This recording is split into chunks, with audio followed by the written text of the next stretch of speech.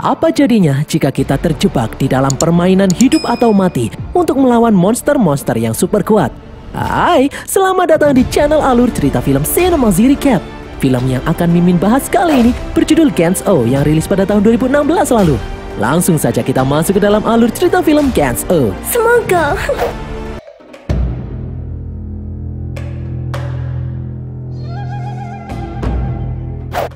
Pada suatu hari, muncul monster ganas yang menghancurkan Tokyo. Di tengah-tengah amukan monster, muncul beberapa orang berkostum hitam aneh yang bertarung mati-matian melawan monster itu. Salah satu orang yang bernama Kurono mengorbankan dirinya untuk mengalahkan monster itu. Monster itu pun akhirnya berhasil dikalahkan. Setelah monster itu kalah, orang-orang berkostum hitam itu berteleportasi. Namun tidak dengan Kurono karena dia akhirnya tewas. Beberapa hari kemudian, berita digegerkan dengan kemunculan kembali monster-monster. Kali ini monster-monster itu menyerang Osaka. Kato Masaru adalah pemuda berumur 17 tahun. Kedua orang tuanya sudah meninggal dalam kecelakaan mobil. Kato mempunyai seorang adik berusia 10 tahun yang bernama Ayumu. Agar mereka bisa bertahan hidup, sepulang sekolah, Kato bekerja paruh waktu. Di malam itu, saat Kato akan pulang sambil menyiapkan kejutan untuk adiknya yang berulang tahun, Kato melihat seorang psikopat yang menusuk penumpang kereta. Semua orang pun ketakutan. Namun bukannya kabur, Kato malah berniat menolong korban. Sayangnya, psikopat itu malah menusuk Kato berkali-kali. Beberapa saat kemudian, Kato terbangun di sebuah ruangan aneh. Kato pun kaget karena dia masih hidup dan tanpa luka sedikit pun. Ada 4 orang di ruangan itu.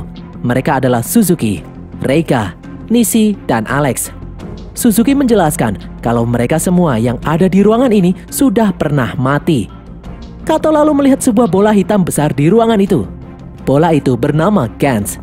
Suzuki menjelaskan kalau Gens telah menghidupkan mereka kembali, namun dengan syarat mereka harus mematuhi apa yang Gens perintahkan. Tiba-tiba terdengar suara aneh dari dalam bola itu. Gens memerintahkan semua orang yang ada di dalam ruangan untuk membunuh monster yang bernama Nura Rihion. Gens pun mengeluarkan armor dan senjata untuk Kato dan Alex karena mereka berdua adalah anggota yang baru bergabung. Suzuki menyuruh Kato dan Alex untuk bergegas memakai armor itu, namun Alex menolak. Alex malah membuang armornya. Nishi yang merasa kalau Alex hanya akan mempersulit mereka, langsung menembak kepala Alex hingga hancur. Alex pun tewas seketika. Kato kaget melihat kejadian itu. Suzuki lalu menjelaskan kalau mereka terjebak di dalam game survival melawan monster-monster yang tiada akhir. Reika memberitahu kalau mereka lah yang sebelumnya bertarung melawan monster di Tokyo. Suzuki berkata, dalam peristiwa Tokyo itu, banyak anggota dari mereka yang gugur dan kini hanya tersisa mereka bertiga saja. Bahkan pemimpin mereka yang bernama Kurono juga tewas dalam peristiwa di Tokyo sebelumnya. Nishi kemudian meminta bola Gens untuk langsung memulai misi. Penanda waktu yang ada di bola itu pun mulai berjalan mundur. Tubuh Nishi dan yang lainnya pun mulai berteleportasi. Mereka berteleportasi menuju sebuah daerah di Osaka.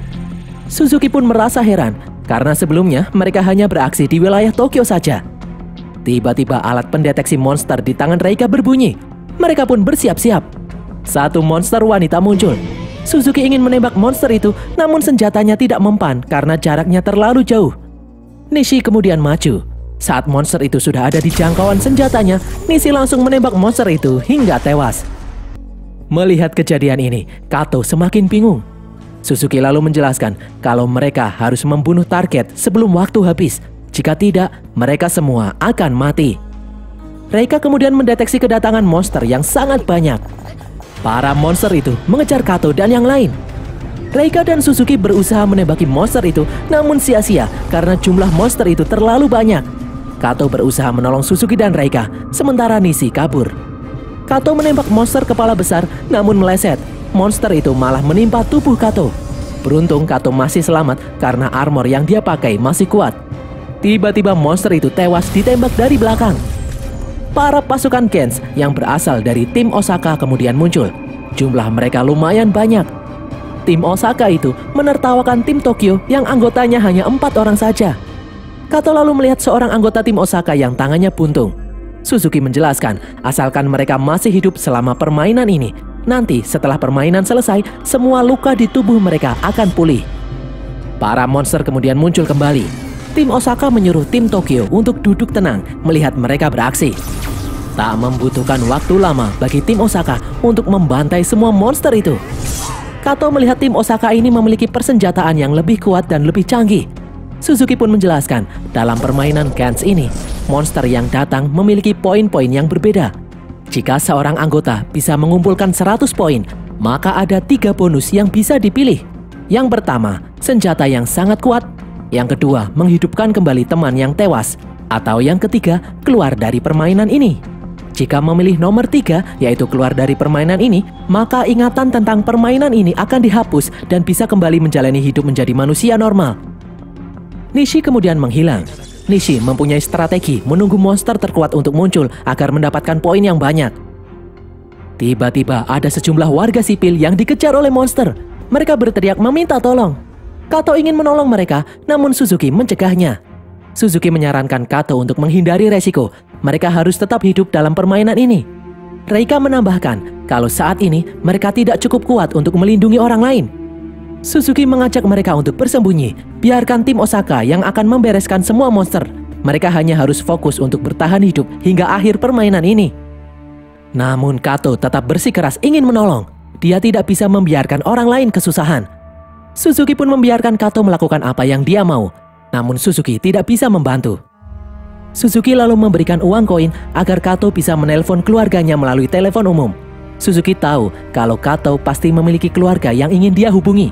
Suzuki menyuruh Kato untuk berhati-hati. Di telepon umum, Kato menghubungi adiknya, Ayumu. Kato berbohong kalau dia belum bisa pulang karena sedang lembur. Ayumu merasa khawatir karena melihat berita tentang penyerangan monster di TV. Kato pun berjanji kalau dia pasti akan pulang. Kato lalu melihat monster kepala besar menyerang 2 warga sipil. Kato mencoba menembak monster itu namun meleset. Monster itu lalu melempar senjata Kato. Kato akhirnya menghajar monster itu. Ternyata selain untuk melindungi, armor yang dipakai juga berfungsi memberikan kekuatan tambahan. Dengan susah payah, akhirnya Kato bisa membunuh monster itu. Seorang wanita kemudian muncul. Dia bernama Anzu Yamasaki dari tim Osaka. Anzu mengatakan kalau dia sedari tadi memperhatikan Kato. Anzu merasa heran karena baru kali ini dia melihat anggota Gantz menolong warga sipil. Kato menjawab kalau dia hanya melakukan apa yang seharusnya dia lakukan, yaitu menolong sesama. Anzu kemudian memberitahu kalau di belakang, dia melihat kakek nenek dan seorang anak kecil yang sedang bersembunyi dari kejaran monster. Kato pun bergegas menuju tempat itu. Kato kemudian melihat kakek nenek itu diserang monster. Kato menembak monster itu untuk membebaskan si kakek. Anzu mengajak Kato untuk kabur karena mereka tidak akan selamat. Namun Kato bersikeras ingin menyelamatkan kakek nenek itu. Anzu yang ketakutan akhirnya pergi meninggalkan Kato. Namun di tengah jalan, Anzu kembali karena dia ingin menolong Kato. Kato memikirkan bagaimana caranya membunuh monster itu. Selain memiliki lidah panjang, monster itu juga mempunyai ekor yang runcing. Monster itu kemudian menangkap Anzu dengan ekornya. Senjata Anzu yang menembakkan tali pemotong terjatuh. Dengan susah payah, Kato berusaha mengambil senjata itu. Setelah berhasil, Kato langsung menembak monster itu. Tali pemotong langsung melilit kepala monster. Tiba-tiba kepala monster itu terpotong dan menghilang. Monster itu berhasil dikalahkan. Kato pun menolong Anzu. Di jalanan, Kato dan Anzu bercerita mengenai keluarga mereka masing-masing.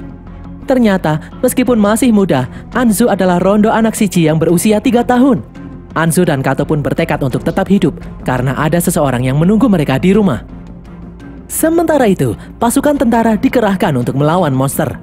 Kato juga tertangkap kamera reporter TV saat dia menyelamatkan kakek nenek barusan. Semua orang pun penasaran siapa orang-orang berkostum hitam itu. Kato dan Anzu lalu tidak sengaja berpapasan dengan Shimaki dan Nobuyan. 2 orang anggota tim Osaka itu sedang membasmi monster-monster. Anzu memberitahu kalau Shimaki sudah pernah menang dan mendapatkan bonus sebanyak 3 kali. Sementara Nobuyan sudah pernah menang sebanyak 4 kali. Kato pun bingung, mereka sudah pernah menang, namun kenapa mereka tidak memilih keluar dari permainan ini? Anzu menjawab, di tim Osaka ini, bahkan ada salah satu anggota yang pernah menang sebanyak 7 kali. Orang itu bernama Oka Hachiro. Menurut Anzu, orang-orang itu adalah psikopat. Mereka malah menikmati permainan ini. Di tempat lain, monster raksasa berkepala kerbau muncul dari dalam sungai.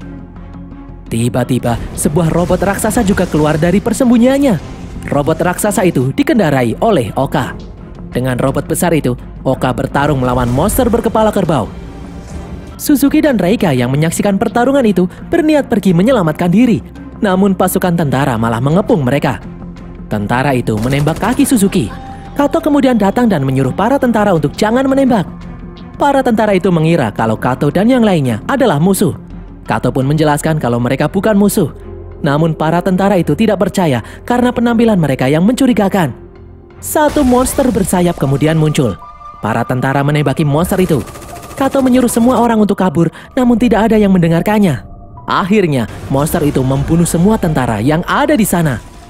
Anzu kemudian mengalihkan perhatian monster agar Kato bisa menembak. Kato melemparkan tembakan tali ke monster itu.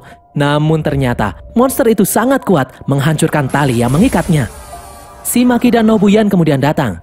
Shimaki menembakkan senjata penggeprek. Mereka pikir monster itu sudah mati. Namun ternyata, monster itu masih hidup. Nobuyan kemudian maju. Dia menghajar monster itu beberapa kali, namun monster itu masih tetap hidup. Monster itu lalu mengangkat Nobuyan dan membantingnya beberapa kali.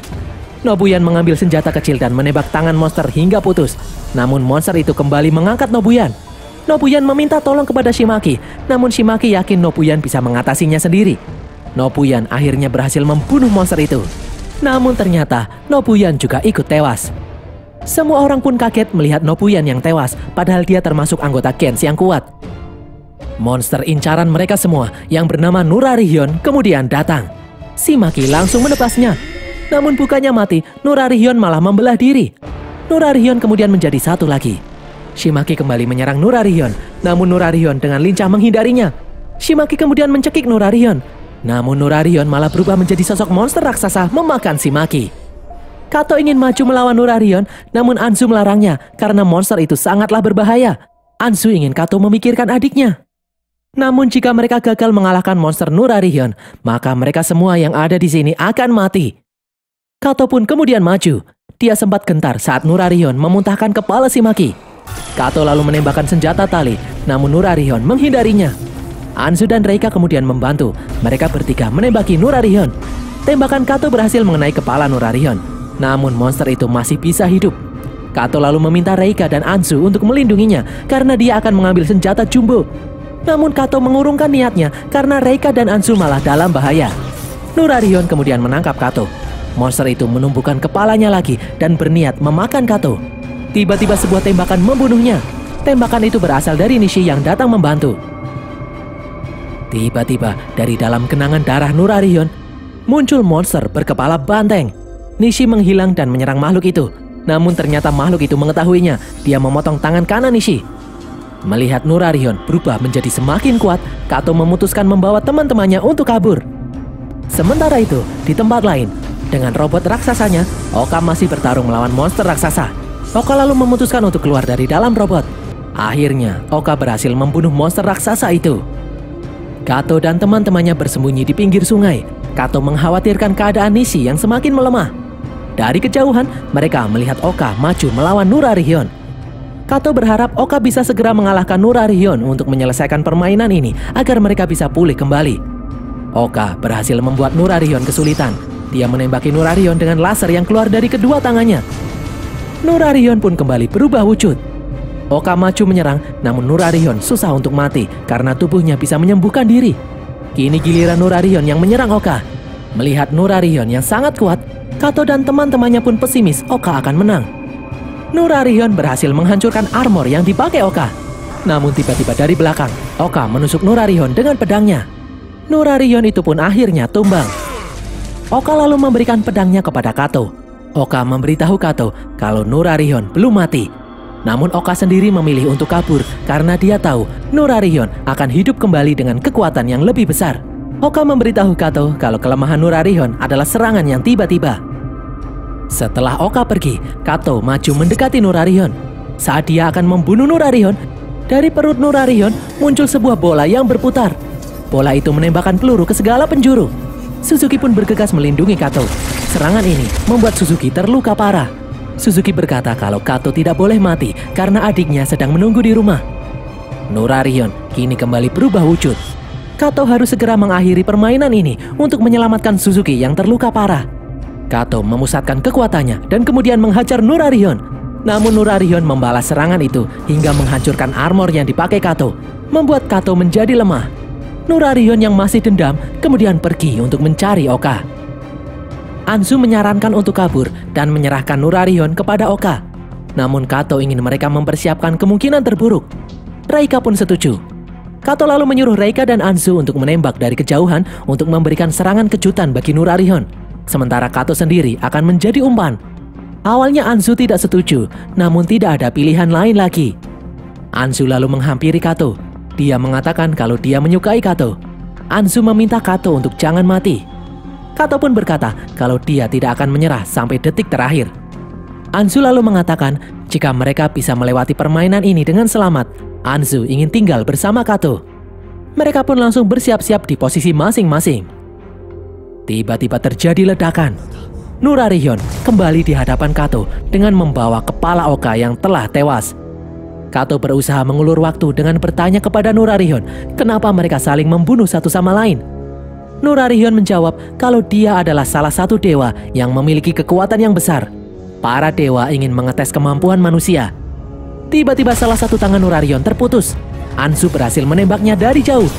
Reika dan Anzu menembaki Nurarion bertubi-tubi hingga monster itu tidak bisa melawan. Kato kemudian berlari mengambil senjata, namun Nurarion menyerangnya dengan sinar laser membabi buta yang keluar dari matanya. Kedua kaki Kato pun putus. Anzu berteriak melihatnya. Sementara itu, Reika tertimpa papan iklan yang jatuh karena serangan laser. Nurarion masih menembakkan sinar lasernya ke segala arah. Reika yang masih hidup berusaha menembaki Nurarion, sedangkan Kato merangkak untuk mengambil senjata. Nurarion akhirnya melihat pergerakan Kato. Tiba-tiba Anzu datang melindungi Kato. Dia menembaki Nurarion, namun Anzu akhirnya mati terkena sinar laser Nurarion. Kato pun terkejut melihat Anzu mati di depan matanya. Kato kembali merangkak untuk mengambil senjata. Nishi kemudian datang memakai kendaraan. Nurarion membelah kendaraan itu. Nishi lalu melompat dan membelah Nurarion. Namun Nurarion yang masih hidup menembak Nishi di dadanya. Saat Nurarion akan menyatukan kepalanya kembali, Reika menembaknya. Nurarion kemudian mengincar Reika. Kato akhirnya berhasil mengambil senjata. Dia menembak Nurarion sebelum Nurarion sempat menyerang. Kato menembaki Nurarion berkali-kali hingga akhirnya monster itu berhasil dikalahkan. Permainan pun usai. Reika, Suzuki dan Nishi berteleportasi kembali ke dalam ruangan dengan tubuh yang sudah pulih kembali. Mereka bertiga mengira Kato telah tewas. Tiba-tiba Kato muncul, ternyata Kato masih hidup. Bola Gens pun memperlihatkan poin masing-masing anggota. Tak disangka, Kato mendapatkan 100 poin. Itu berarti Kato berhak memilih salah satu dari 3 hadiah. Suzuki dan Reika menyarankan Kato untuk memilih poin ketiga, yaitu keluar dari permainan ini agar Kato bisa hidup normal kembali. Namun ternyata Kato memilih poin kedua, yaitu menghidupkan kembali anggota yang sudah mati. Kato menghidupkan Anzu kembali. Anzu pun menjadi satu-satunya anggota tim Osaka yang masih hidup. Kato tidak peduli jika dia harus mengikuti permainan ini lagi. Suzuki pun menyuruh Kato untuk pulang karena adiknya sudah menunggu di rumah. Para anggota Gens masih bisa pulang, namun nanti saat permainan kembali dimulai, mereka semua harus mengikuti permainan ini lagi. Kato pun bergegas berlari pulang ke rumah untuk menemui adiknya. Ternyata, Kato sendiri adalah sahabat Kurono. Sebelumnya, Kato sudah pernah mengikuti permainan Gens ini. Namun Reika dan Suzuki sengaja tidak memberitahu Kato karena sebelumnya Kato juga sudah pernah mendapatkan 100 poin dan saat itu Kato memilih untuk keluar dari dalam permainan ini. Hal itu membuat ingatan Kato tentang permainan ini dihapus. Suzuki dan Reika tidak menyangka kalau Kato akan kembali memasuki permainan ini. Dan berakhirlah alur cerita film Gensou ini guys. Semoga kalian terhibur. Pesan yang kita dapatkan dari film ini adalah pesona janda memang tiada duanya. Kato lebih memilih menghidupkan janda daripada keluar dari permainan. Tulis kritik dan saran kalian di kolom komentar. Jangan lupa subscribe dan follow semua media sosial kami. Sampai jumpa di konten kami berikutnya. Bye!